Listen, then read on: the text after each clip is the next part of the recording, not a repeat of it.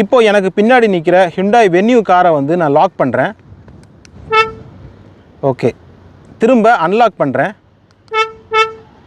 Okay, இப்படி lock பண்ணும்போதும் unlock பண்ணும்போதும் இப்படி சவுண்டு வருது இல்லை, இந்த சவுண்டை வந்து ஒருவேளை நிறுத்தி வைக்கணும் அப்படின்னா எப்படி நிறுத்தி வைக்கிறது, எதற்காக நிறுத்தணும் அப்படின்னா, சில நேரங்களில் வீட்டில் வந்து குழந்தைகள் தூங்கிட்டு இருப்பாங்க, அல்லது ஒரு ஹாஸ்பிட்டல் போகும் பொழுது யாராவது பேஷண்ட் இருப்பாங்க, அவங்களுக்கு டிஸ்டர்பன்ஸாக இருக்கும் பொழுது உடனடியாக இதை டிசேபிள் பண்ண முடியும். ஹிண்டாய் கார்களில், எல்லா ஹிண்டாய் கார்கள்லையும் இதை செய்ய முடியும். இது எப்படி அப்படின்னு பார்த்தீங்கன்னா, இப்போது இந்த லாக் பட்டன் இருக்குல்ல, மேலே இருக்கக்கூடிய லாக் பட்டனையும் அன்லாக் பட்டனையும் சேர்த்து சில வினாடிகள் வந்து அமுக்கி வைக்கணும். ஓகே பாருங்கள், லாங் ப்ரெஸ் பண்ணி கொஞ்சம் நேரம் வைக்கணும். லைட் எரிஞ்சிட்டா பின்னாடி?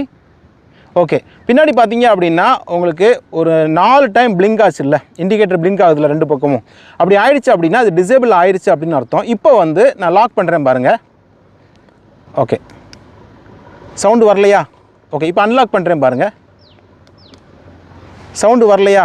அதே சமயத்தில் திரும்பவும் இந்த சவுண்டு வேணும் அப்படின்னா மறுபடியும் அதே மாதிரி தான் லாக் பட்டனையும் அன்லாக் பட்டனையும் சேர்த்து ப்ரெஸ் பண்ணுங்கள். ஓகே, சேர்த்துந்தா ஓகே, அமுக்கி வச்சிட்டேன். சில வினாடிகள் பின்னாடி லைட் எரிஞ்சிட்டா?